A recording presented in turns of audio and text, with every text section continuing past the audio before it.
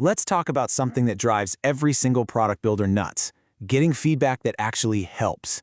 Today, we're going to show you how some careful prep work is the secret ingredient to finally unlocking powerful, useful insights from your users.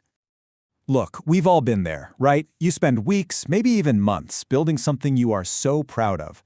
You finally put it in front of some users, you hold your breath, and then the feedback is a total mess. Oh, you know exactly the kind I'm talking about. Vague comments like, "It's okay, I guess." Or my personal favorite, "I just don't like the feel of it." It's maddening because you're left with these fuzzy opinions, not real insights, and you have absolutely no idea what to do next. And it's so much more than just frustrating. It can be a flat-out disaster for your project. See, poorly planned testing doesn't just waste an afternoon. It torches your budget, it crushes your team's morale, and worst of all, it can lead you to build the completely wrong thing based on fuzzy, unhelpful data. But there is a really powerful antidote to all this chaos.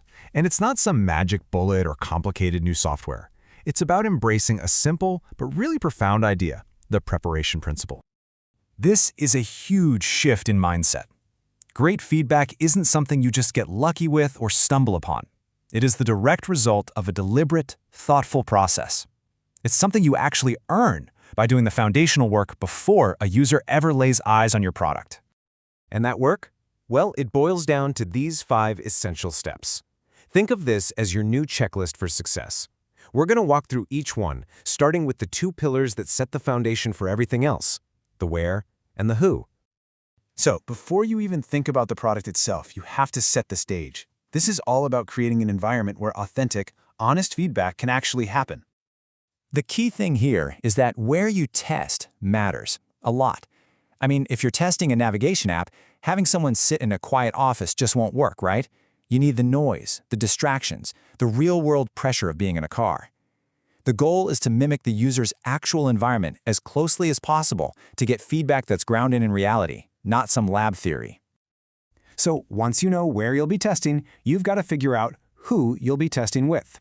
And no, your cousin who is good with computers probably doesn't count, unless, of course, they happen to be your exact target user. But seriously, this isn't just about finding anyone who's willing. You need the people whose problems you're actually trying to solve. Their unique experiences, their specific frustrations, that's the gold.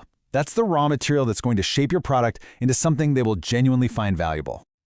Okay, so you've got the right place and you've got the right people. Awesome. Now it's time to bring a really sharp focus to the test itself. This is where you move from those big generalities into the actionable specifics. You can't test everything all at once. If you try, you'll just end up with feedback that's a mile wide and an inch deep. So before you start, you have to decide, what's our main goal for the session? Are we testing the new onboarding flow, a specific payment feature, how clear the main dashboard is? That tight focus is what leads to those deep, actionable insights. Now, to maintain that focus, you need what's called a question map.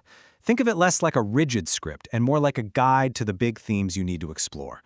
Things like, is the product easy to use? Is it totally clear what I'm supposed to do next? How does using it make me feel? And critically, where are the pain points? This map just makes sure you don't miss anything important.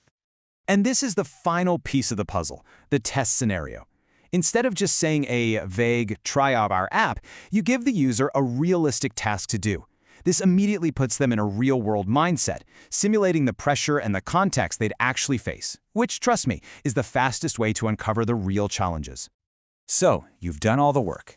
You chose the right environment, you found the right people, you focused your questions, and you created a realistic scenario. So what was it all for? What's the big payoff here? This is the payoff. All of that careful preparation transforms those vague, fuzzy opinions into clear, confident direction for your project. You're not guessing anymore. You have concrete, meaningful data that tells you exactly what to build, what to fix, and what to celebrate. You've earned your feedback. So as we wrap up, I want to leave you with this question. Before you plan your next test, before you write a single line of code, get together and ask yourselves, what is the single most important question our product needs to answer for our users? Start right there, and you'll be well on your way to getting feedback that truly, finally helps.